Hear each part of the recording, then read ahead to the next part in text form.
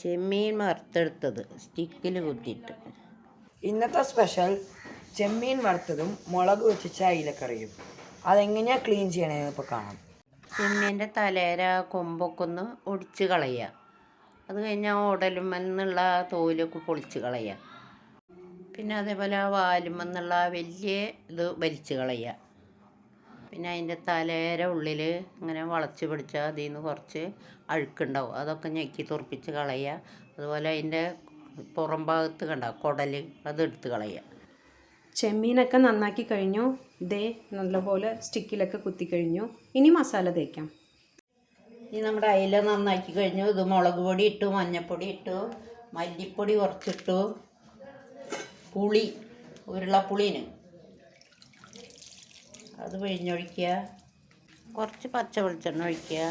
അത് കഴിഞ്ഞത് കൂട്ടി തിരുമ്മി ആവശ്യത്തിന് ഉപ്പിടുക. എന്നിട്ട് അടുപ്പത്ത് വെച്ച് വേവിക്കുക. ഇതിനുള്ള മസാല കുറച്ച് മഞ്ഞൾപ്പൊടി, മുളക് പൊടി, ഉപ്പ്, പിന്നെ കോൺഫ്ലവർ പൊടി, കുറച്ച് കുരുമുളക്, ഇഞ്ചി വെളുത്തുള്ളിയും പേസ്റ്റ്, പിന്നെ അരിപ്പൊടി. അതൊരു ക്രിസ്പിനെസ് കിട്ടാനാണ്. ഇതൊക്കെ ഇട്ടിട്ട് ഇതുപോലെ അങ്ങോട്ട് തിരുമ്പി വയ്ക്കുക. ഇപ്പോൾ ഇതെല്ലാതും മുളക് തിരുമ്പി വെച്ച് കഴിഞ്ഞു. ഇനി ഒരു 15 മിനിറ്റ് മാരിനേറ്റ് ചെയ്തിരിക്കുക കേട്ടോ. 15 മിനിറ്റൊക്കെ കഴിഞ്ഞു. ഇനിയിപ്പോൾ നമുക്കത് വറുക്കാനിടാം. ചിക്കൻ മുച്ച് ഇങ്ങനെ വറുത്ത് മുരിഞ്ഞിട്ട് കരിവേപ്പില കടിച്ചു കഴിഞ്ഞാൽ നല്ല ടേസ്റ്റാണ്.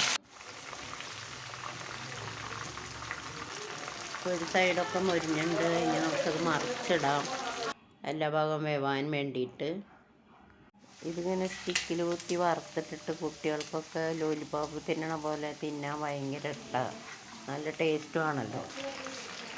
സ്റ്റിക്കിൽ കുത്തി ഇതൊക്കെ വറുത്ത് കഴിഞ്ഞു. ഇനിയിപ്പോൾ അതിൻ്റെ തലയും കുറച്ച് സ്റ്റിക്കിൽ കുത്താത്തത് അത് വറുത്ത് എടുക്കാം.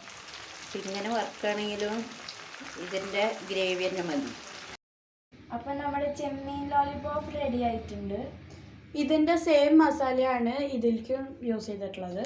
ഞങ്ങളുടെ മുളക് വറ്റിച്ച അയിലക്കറി ഇവിടെ റെഡി ആയിട്ടുണ്ട്. ഇത് ഞങ്ങളുടെ മുള്ളാത്ത മെഴുക്ക് പുരട്ടി. അപ്പം എല്ലാവരും ഒന്ന് ടേസ്റ്റ് ചെയ്ത് നോക്കിയേ ലോലിപോപ്പ് എടുത്ത്.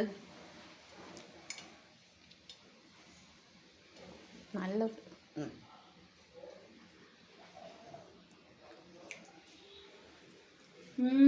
അടിപൊളി. സൂപ്പറായിട്ടുണ്ട് മോനെ.